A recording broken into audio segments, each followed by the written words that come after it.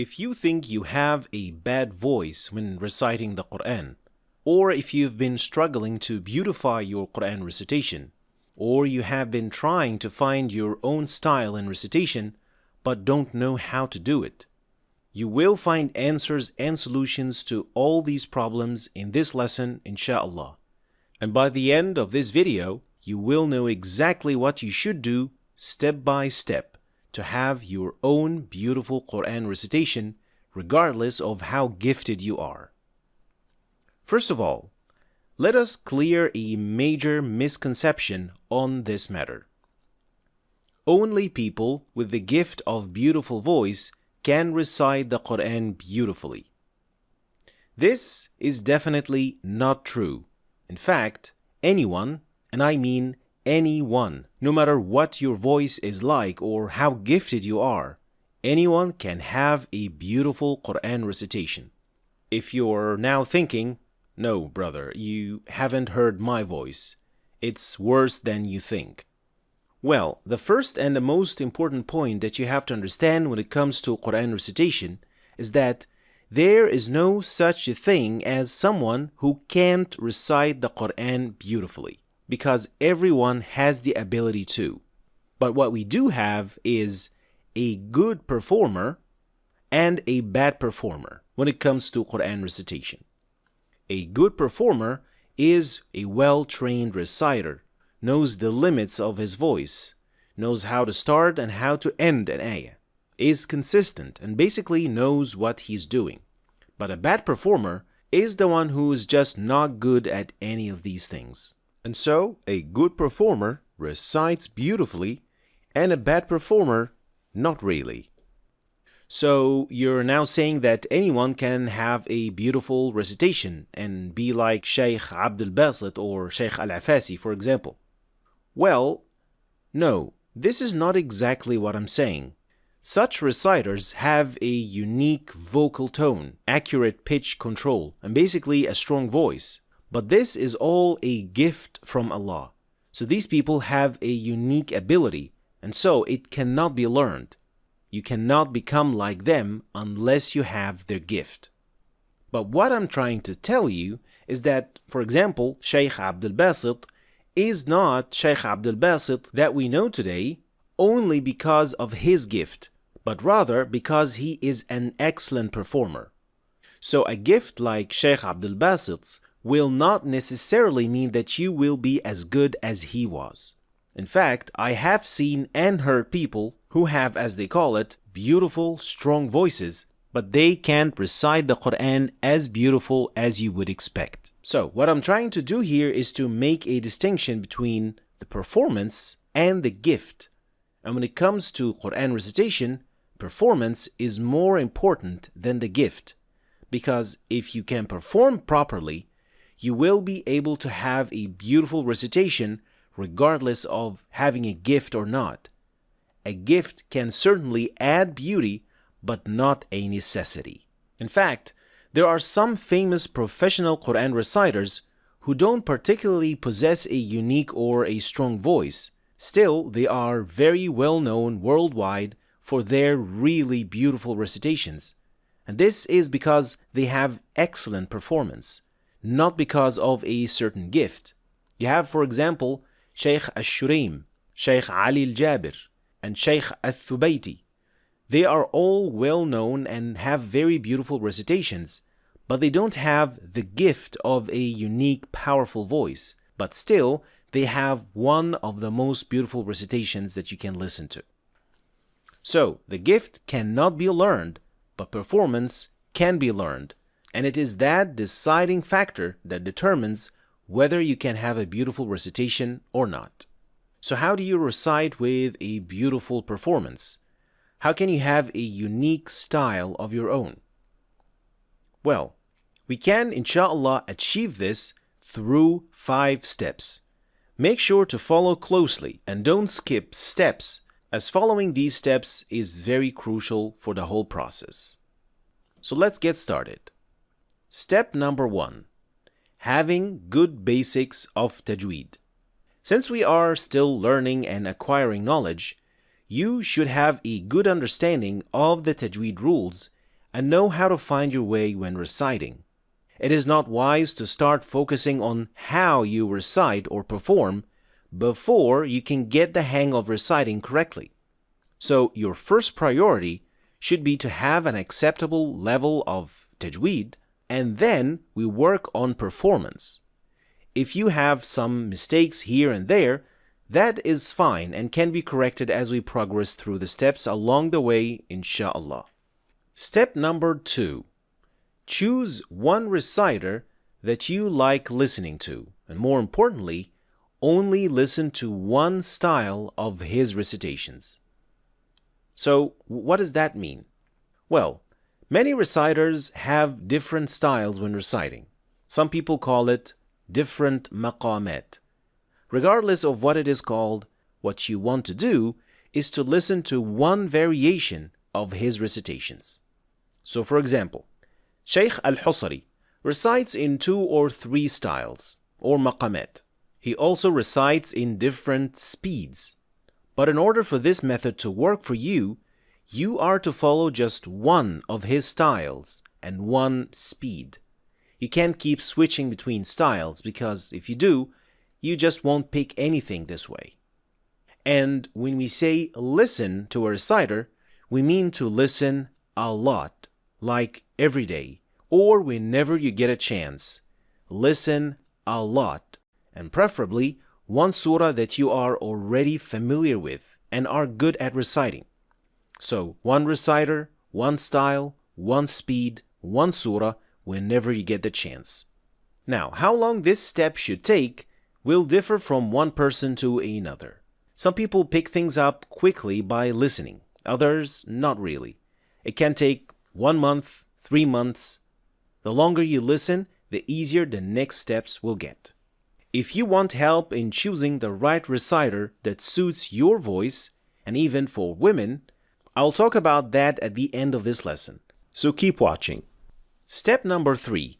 After long periods of listening, only listening, and when the tones of the recitation become very familiar to your ears, start reciting along while listening. So you'll basically turn up the volume a little, looking at the mushaf, and then recite along at the same time in the same style that you have been listening to for quite some time now. And by now, you should be familiar with where the reciter raises his voice, how he starts, how he ends the ayah, how he performs the med, and other techniques he uses. If you feel you can't keep up with the reciter as you listen and read, this means you need to listen a little bit more and get more familiar. But if you can follow, no problem, start listening to other surahs in the same style and do the same thing to get more and more familiar with this style. Step number 4. After having practiced along with the reciter and feeling you got the hang of the style and can follow along easily, you will now start recording your own voice reciting the same surahs in the same style. After recording, listen to yourself, then to the reciter, and compare. And then see which areas or ayat you need to improve on to imitate the style even better. And as you can see and hear me repeat, we are imitating the style, not the vocal abilities of the reciter. And that's what you should be focusing on. But what does that mean exactly? Well, let's say you are listening to Shaykh al-Afasi. As an average person, you don't have the same strength of voice as the Shaykh. So the high notes or pitch control can be more challenging for an average person to imitate exactly. So for example, if the Shaykh performs a med, he would use all of his vocal capabilities. But what you should do is to imitate the style as straightforward as possible, because we are after the style, not the technique and the pitch control of the Shaykh. To understand this point fully, since it is a very important point to understand, let us look at a practical example to know how you can get around this point, inshallah. We'll listen to Shaykh al-Afasi recite an ayah in a certain style, but he applies tarjiyah, which is a form of vocal control that requires some gift and some practice. هماز مشاء حميم. Now, when I try to imitate his style, I'll recite this med straight, without tarjia or any pitch control, because I am focusing only on the style or the tone of the recitation, like so. هماز مشاء بنميم.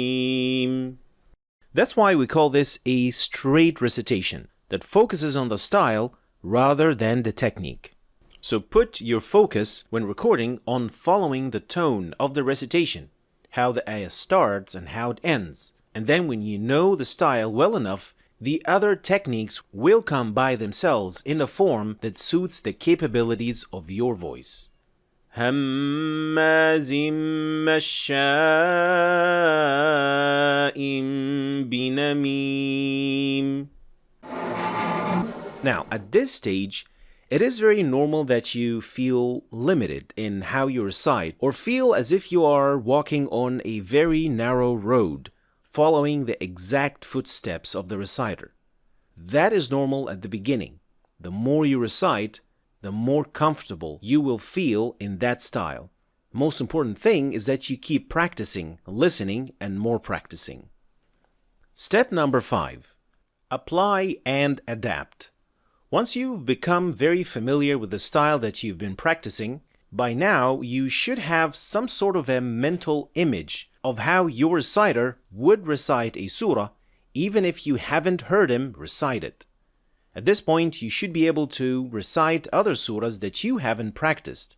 But now, you will start adapting the style and the techniques used by the reciter to suit your voice capabilities, which would then be your own personal style. And this is essentially how any shaykh that you know and hear today have got their own style from. They learned from their own shaykh, and after lots of practice, they adapted that style to have a new personal style that suits their abilities. At this point, you can repeat the steps again to acquire another style of that same reciter and familiarize yourself with the transitions and the different techniques that he uses in his recitation. Now, for the most important question, how do you choose a reciter that suits you? To choose the right reciter, make sure to consider the following points. 1. Only choose a reciter that you love listening to. You will be listening to that shaykh for long, extended periods of time. So choose one that you like to listen to, and one that has many recordings or the full recording of the Quran. Number 2. Don't choose a mujawwad or slow style.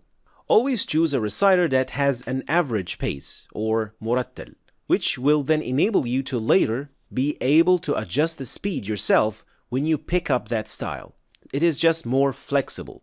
If you follow a mujawwad style, it will limit your options tremendously. Number 3.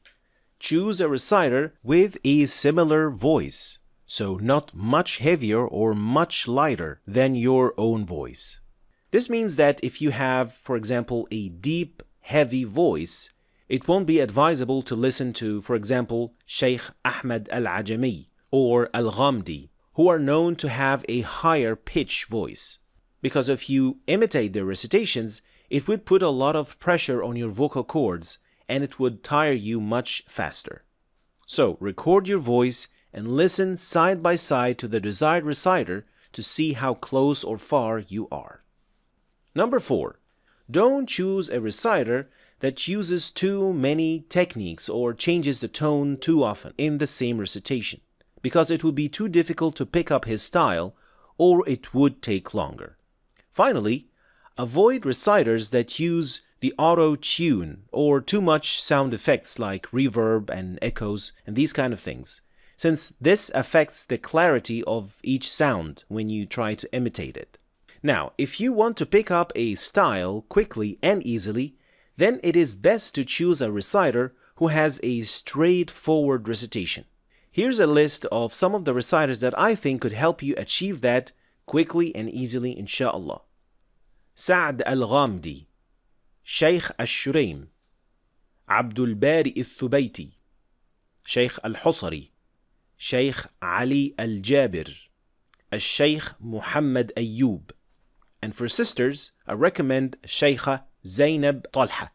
These reciters should cover, inshallah, most common voices so that you can get started already. These are just suggestions, and you may choose another one that you like more or suits your voice better. I left some recordings and information for all the mentioned names in the description of this lesson, so check them out to see what their recitation sounds like. Finally, if you do feel fatigue when you practice for some time, or you have a short breath so you can't keep up with the reciter, there are some techniques and exercises to do to extend your breath when reciting the Quran. If you're interested to learn about those techniques and exercises, let me know in the comments and I'll upload a guide on that matter, inshallah.